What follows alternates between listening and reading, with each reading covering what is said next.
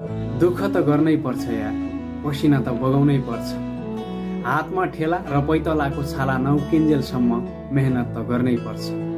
जिन्दगी जिउँदै गर्दा कठिनाइहरू आउँछन्।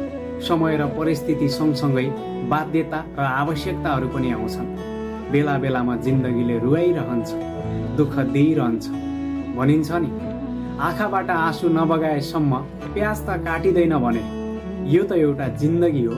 बेला बेलामा दुःख नपाएसम्म, कठिनाइ नझेलेसम्म, बाध्यता र आवश्यकताको सामना नगरेसम्म यति सजिलै जिन्दगी कसरी कट्न सक्छ? भोलि सफलता पाउनु छ भने त्यो सफलताका लागि आज परित्याग त गर्नै पर्छ। सफलता त्यति सजिलै र कठिनाइ नभोगेसम्म कसैलाई पनि मिलेको छैन। आज पनि इतिहास पल्टाएर हेर्ने हो भने सफल भएका मान्छे अर्थात् सफलता हासिल गरेका मान्छेले कुनै न कुनै बेला खाना नखाएर भोको पेट पनि मेहनत गरेका थिए।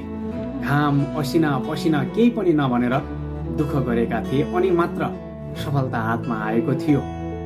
भनिन्छ नि, गलत पासवर्ड हान्दा मोबाइलको लक त खुल्दैन भने गलत तरिकाले काम गर्न थाल्यो भने सफलताको ढोका कसरी खुल्न सक्छ?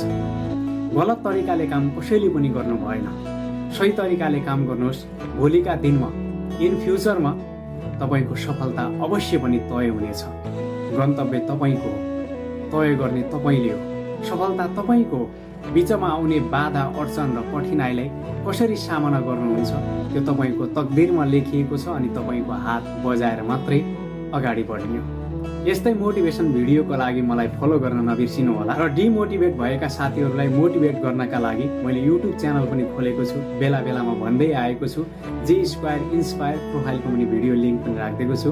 त्यतातिर एकदमै पावरफुल मोटिभेसनल भिडियोहरू आइरहन्छ, त्यस्तै शब्दहरू, ताकि तपाईँलाई केही समयका लागि भए पनि मोटिभेसन मिलोस्। कुनै कामबाट हार मानेको, आफूले देखेका सपनादेखि हार मानेको, यो काम गर्न सक्दिनँ, मैले गर्नै सक्दिनँ जस्ता कुराहरूमा केही जागर र केही हौसला दिने टाइपको भिडियो ल्याउँछु मैले। विशेष गरी एकपटक भिजिट गर्नुहोला अनि हेर्नुहोला, तपाईँका लागि पक्कै पनि केही मोटिभेट हुने